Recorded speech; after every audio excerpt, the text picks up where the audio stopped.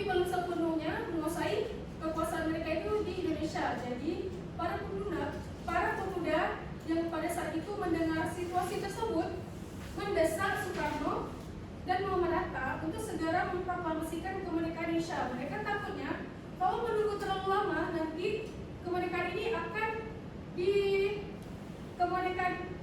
diumumkan di pihak lain, bukan dari bangsa kita sendiri.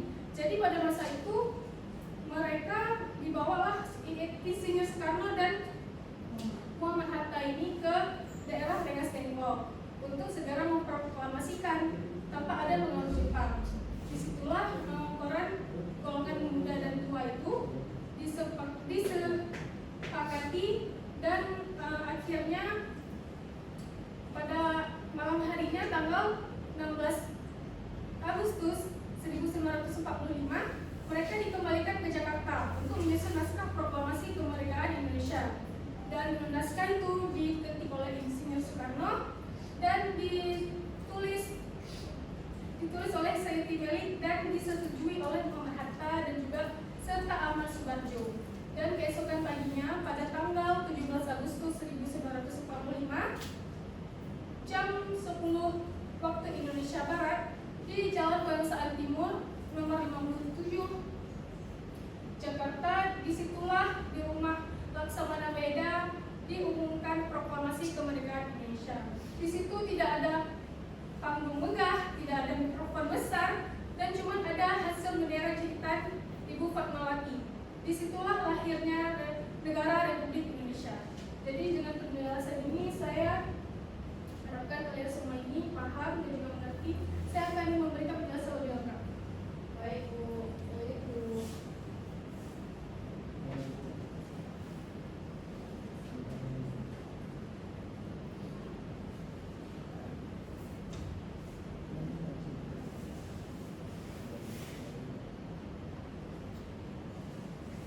Di sini yang pertama adalah kronologis peristiwa setelah pembentukan PPKI. Di tanggal 9 Agustus 1945, pelantikan PPKI secara simbolis oleh Jenderal Terunci. Dan yang kedua, di tanggal 6 dan 9 Agustus, jatuhnya bom atom di Hiroshima dan Nagasaki. Hiroshima yang disebut sebagai Little Boy yang jatuh pada tanggal 6 Agustus 1945 dan Nagasaki yang disebut Fat Man pada tanggal 9 Agustus 1945.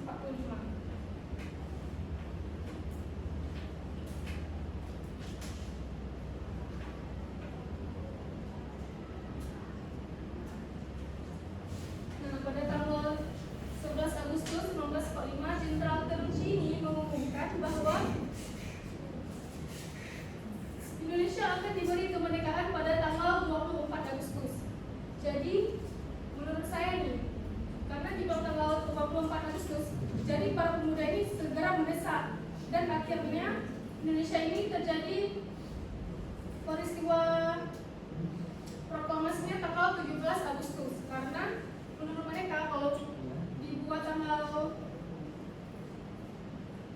14 Agustus 1945 Jepang menyerah tanpa syarat pada sekutu, dan 15 Agustus 1945 para pemuda Indonesia mendengar kekalahan Jepang dari radio BBC.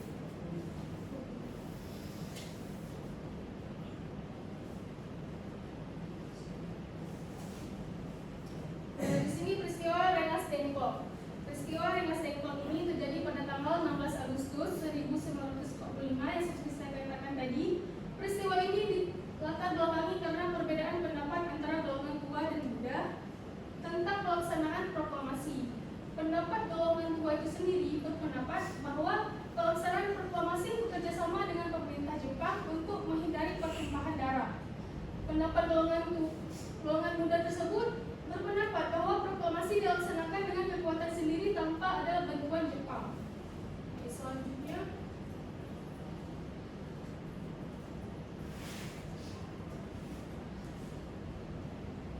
Di sini disebut tentang kronologis peristiwa Rengas Dengklok.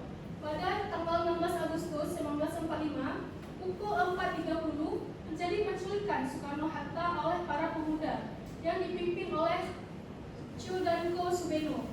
Sore hari, para pemuda membebaskan Soekarno-Hatta dengan alasan karena Mr. Ahmad Subarjo memberikan jaminan Sudanco Subeno yang menjadi komandan Kompi Tentara Petas Purwakarta. Yang kedua ini bahwa proklamasi kemerdekaan akan dilaksanakan selambat-lambatnya tanggal 17 Agustus 1945 pukul 12 siang. Dan pukul 11 malam rombongan tiba di Jakarta, minta izin kepada Nishimura untuk memproklamasikan kemerdekaan, tetapi tidak diizinkan karena alasan Indonesia ini sedang dalam keadaan status quo atau adanya peralihan pemerintahan dari tangan Jepang ke tangan Sekutu.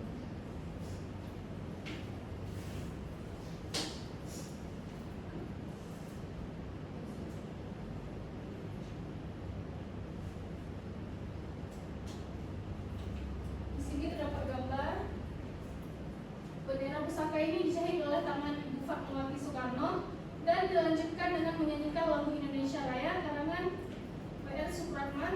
Di situ pas masa proklamasi tersebut dilangsungkan, di tepatnya di rumah Laksamana Medan.